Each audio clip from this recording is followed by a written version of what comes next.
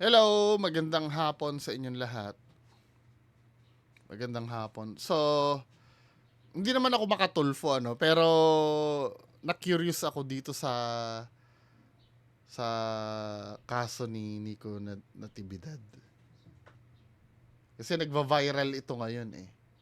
So, panoorin natin ito, men. Ano ba issue kaya nito? Ma'am Mary Ann, magandang hapon. Magandang hapon po, Sir Idol. Ano pong ginawa sa inyo? Sir Idol, gusto ko pong malinis po yung pangalan ko dahil po sa pag-post sa akin. Parang na-scam na naman daw po siya. Tumakas Sila. daw po. So, nakalagay dito sa inano ni Sir Nico Natividad. Ang sabi dito, alam ko na kilala nyo to dahil nakasama siya minsan sa mga video ko pero hindi na po siya related sa amin. Baka mag-apply sa inyo ito. Hindi na kasi bumalik at hindi nagparamdam sa amin pagkatapos bumali ng 4 na buwan, ng 4 na buwan.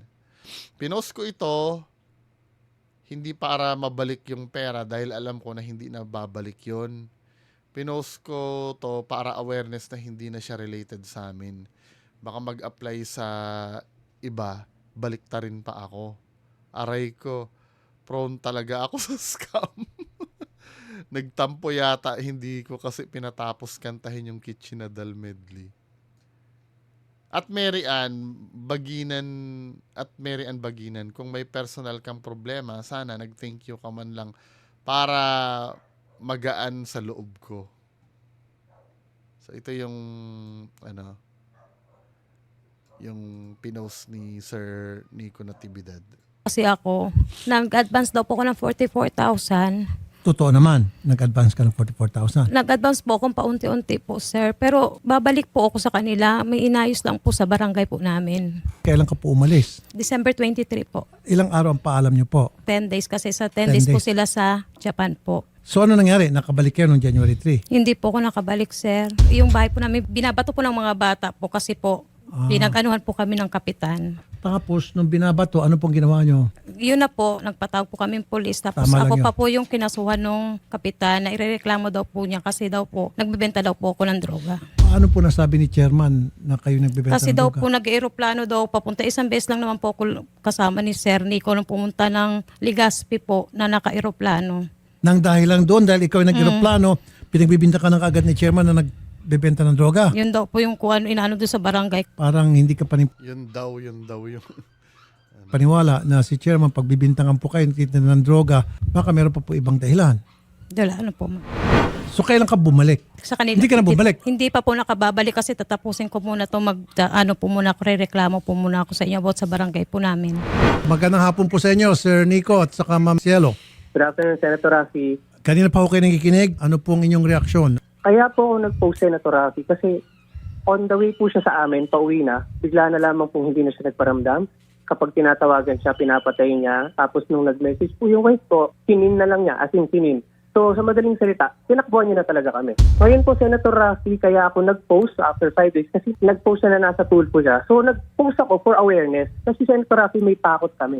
Dahil kung mababasa niyo yung screenshot, sinend namin sa tao niyo, nagsasabi siya na may death threat siya. So kailangan kong mag-post para malaman ng mga tao kung sino man yung naghahanap sa kanya na hindi na siya sa amin, connected. Yung may point nga naman, no. Baka kasi para madamay sila kung may death threat na Pero yung parang na-scam, dapat di na sinabi yun. Pero tingnan natin yun. 44,000 na yun. Ako, malakas dito po, hindi niya bababayaran yan eh. Kasi hindi na nga po nagparamdam bigla. Kung mababasa niyo yung screenshot, ang nakalagay, on the way na siya, inaantay po siya ng biyanan ko sa bahay para umuwi. Pero hindi po siya tumuloy, wala nang ni isang text as in wala. So ngayon, Senator Rafi, ang tanong ko, kung talagang may plano siyang bumalik, bakit hindi siya nagpaparamdam sa amin? Nagparamdam lang siya kasi pinost. Pinatay ko po talagang cellphone ko, sir, kasi inagaw po ito ni kapitan eh.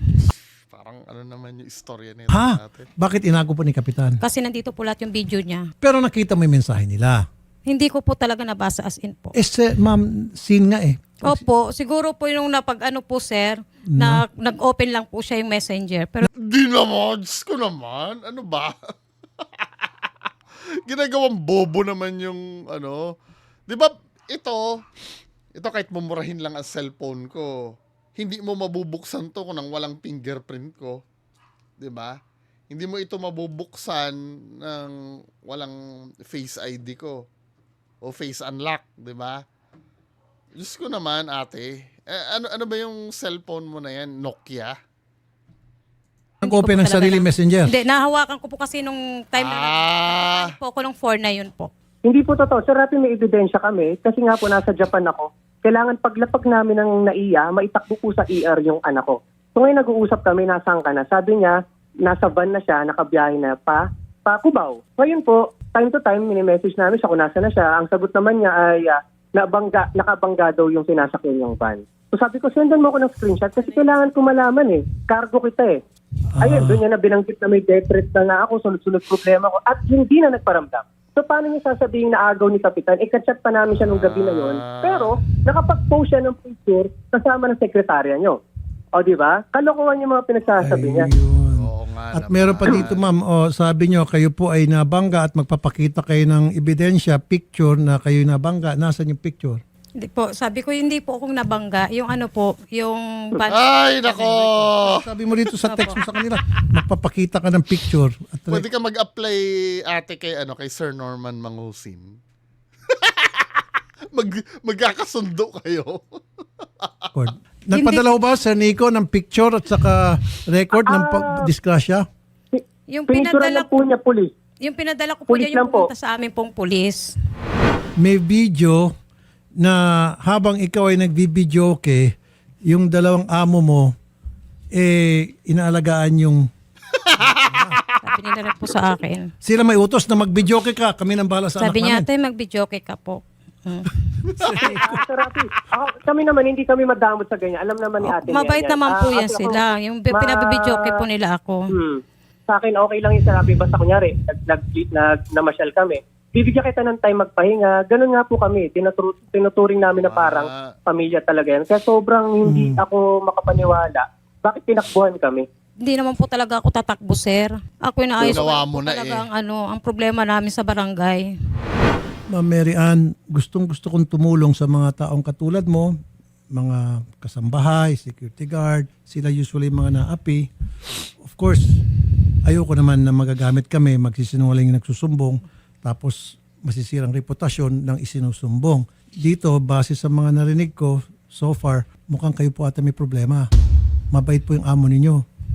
Opo, binado po ako mabait. Aminado ka mabait. Kaya po, ang inano ko, bakit po na-post ni sir? Gusto ko lang po yung ano. Ano nga ang problema? Sir Nico, bakit daw po kayo nag-post? Iniwan niya kami sa ere na tatakutin niya kami na may death threat siya. On the way na siya. Tapos biglang hindi ka magpaparalam. Kailangan ko pong gawin yun eh. For safety, una-una safety ng anak ko. Sir Rafi, pwede siyang mambaliktad eh. Pwede siyang kumanap na ibang trabaho dahil gamitin niya ako. Sir Rafi, tinan niyo nung kinasal siya, nung December 23 yata, bumabali yan. Okay, hindi na ako pumayag kasi nakaka 44,000 na. Nung New Year, bumabali uli panghanda. Hindi ako pumayag.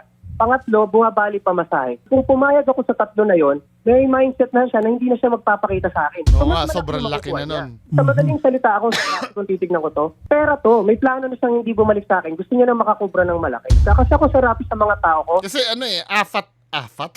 apat na buwan na bumali, di ba? Para talagang may plano na. even driver, even sa kasambahay ko. Sabi ko, kung ayaw niyo na sa akin, magpaalam kayo ng maayos. Kasi hindi ko naman kayo titigilan eh. Anong magagawa ko kung ayaw niyo na? O, kunyari sa pera. Therapy, Swerte mo na sa amo mo, ate. Mabait eh, tapos celebrity pa, di ba? Tapos ganyan pa yung ginawa mo. Alam mo ba na maraming katulad mo ang nangangarap dyan sa posisyon mo? Aba, kahit ako nga yata eh. Kung ako kahit taga-walis-walis dun sa nila, Sir Nico Natividad. utang na 44,000. Wala naman akong, hindi naman kaya ng puso ko para pakulong ka eh. Kunyari talaga sabihin niya, uuwi na ako ng probinsya. Hindi ko na po kaya magtrabaho. Hindi ko naman kukulong ng bahay yan eh. Opo, Magsabi lang po ng maayos. Wala ako nakita masama, ma'am, sa post. Sa totoo lang. Kasi facts yun eh, mga pinost ng dalawang amo mo. At saka isa pa po, yung bang hindi mo paramdam sa kanila. Isa pong malaking violation. Bakas na yung yung pagiging matanda ni Sir Rapi Tulfo, no? Kulubot na yung niya, yung bandang leeg niya eh. 'Di ba dati medyo pa yan? Hindi mo pagparamdam sa kanila. Isa pong malaking violation yon. Para sa akin ako ang tatanungin. Kasi kung ako ang amo mo, ginawa mo sa akin yon, sasama din ang loob ko. Magpo-post din ako. Lalo pat hindi ka na nagpakita. Paano kung may nangyari sa'yo? Kunyari na lang, missing in action ka. All of a sudden, nawawala ka, hinahanap ka ng mga kamag-anak mo. Sinong unang pag-iisipan? Amo. Kaya ang ginawa niya, hindi na sa amin konektado to. Kumbaga sinabi niya na, kung nasaan man siya, wala lang akong kinalaman sa kanya. Paano kung may ginawang kalokohan? Di silang unang imbestigahan ng pulis. Kung tutusin, tama yung ginawa niya po. Wala po silang kasalanan dito, ma'am. Doon lang po ako na sa mga comment lang po. Ay, syempre, Well, ma'am, yung mga... Hindi niya na yun, hindi na problema ng amo mo, yung comment, ibang tao na yun ang habulin mo, yung mga nag-comment. Hindi na natin mapigilan yon. Kasi kahit na anong klaseng post, meron talaga magko-comment. Lalo na celebrity pa yung amo mo, di ba? May favor for you. Ganun po talaga ang social media ngayon. Chairman, magandang hapon po, Chairman. Number 1, binabato raw yung bahay niya, kaya lumapit siya sa inyo para magsumbong at magpa-blatter. Yes or no? No po, no, hindi siya po lumapit. Binabato yung bahay nila ng mga bata nung pinahuli nilang tao. Ngayon po, may nag-chat po sa akin, may tumawag po sa akin, pumunta po ako doon, pinaalis ko po, and then kinausap ko yung mga magulang. Pangalawa, pinagbibintangan mo raw siyang pusher. Kasi po, yung asawa niya, involved nga po doon sa nabaybas. Para malaman ko po kung ano talaga nangyari punot dulo. The fact na hindi sila sumipot, ibig sabihin, meron silang itinatago or whatever. Ma'am, double whammy kayo rito. Huli ka Tinatulpo ang sarili. dito sa Natividad Couple and then pati kay Chairman. Ma'am Cielo, magandang hapon. Hello po, Sir Rafi. Ang dito ate, hindi mo man lang kami nirespeto. Alam ko na ikaw matanda ka sa amin, nirerespeto ka namin palagi kahit na yaya ka sa amin. Walang ganong sa atin, di ba? Alam mo yan sa sarili mo. Pero yung para bastusin mo kami na lolokohin mo kaming papunta ka na sa bahay, nag-aantay nanay ko sa'yo, mali po yun. Tapos bigla ka lang magpaparamdam dahil nasa tulfo ka na. So lumakas ang loob mo. Para sa amin kasi, di ba? Akala mo, Kinausap mo man pagtatanggol lang ka. kami ng maayos kasi kilala mo kaming mag-asawa eh. Hindi ka namin para pahirapan pa. Kasi sa akin nga, Patuloy. isang hingi mo lang. Talagang on the spot. Ito na, ayan na. Sana man lang, binigyan mo man lang kami ng respeto bilang, hindi naman tayo mag-best friend eh. Employer mo kami, di ba? Yun lang para sa akin ate. Kasi kitang-kita ko na ngayon na talagang nagsinungaling ka nung pabalik ka sa amin. Ma'am Shelo, Ma'am Sir Nico, sorry po sa hindi ko po pagbalik. Pero hindi ko po tatakbuhan yung nakuha ko po sa inyo. Yes, Na- alam ko ate, hindi mo tatakbuhan. Alam ko yan. Kasi balak mo nga bumalik eh. Pero tingin mo ba sa ginawa mo sa amin na parang wala lang kami sa'yo na parang babalik na lang ako pag gusto ko. Hindi na kita Oo, hindi naman maganda ako yun. magpaparamdam. Basta babalik ako sa inyo pag gusto ko. Tingin mo ba tatanggapin ka namin? Wala na yung tiwala ate. Yun nga po, ma'am. Sorry po talaga sa mga kuhan ko. Kasi alam ko na po yan, Sir Rafi, na lagi siyang may problema sa barangay nila. Pero sa amin kasi, lagi namin siyang sinusuportahan. Pagka may sinasabi po siya na ganito, umiiyak siya sa bahay, lagi ko po yan kinakausap, ganyan. Pero sa totoo lang, kaya ka kinuha kasi para makatulong doon sa hindi para ikaw yung tulungan. 'Di ba? Kasi burden, sa totoo lang liability ka pa eh. Ang masama pa nito, baka mas lamang pa yung pagiging burden mo kaysa makatulong ka doon sa pamilya. Hindi naman yun ang purpose kung ba't pumasok ka doon. Pero ang nangyari po kasi dinami mo pa kami ngayon sa pagpapatulpo mo sa barangay nyo na kami pa yung may mali sa'yo ngayon. Okay na po yan, Sir Rafi. Okay. So, Ma'am Marian, Yes po. wala kaming magagawang tulong sa iyo dahil ikaw talaga ang bumili. Alam ko, sinubukan mo kaming gamitin dahil akala mo makakalusot ka, kami naman dito patas. Opo, sir. Pero Tinatawagan hindi- namin both sides. But anyway, ma'am, at saka nakita ko naman yung post, wala pong masama doon. Facts lang yung binabanggit doon, kung ano yung totoo. Hindi silang sinungaling. Okay? Bigyan na ng pamasahe ito.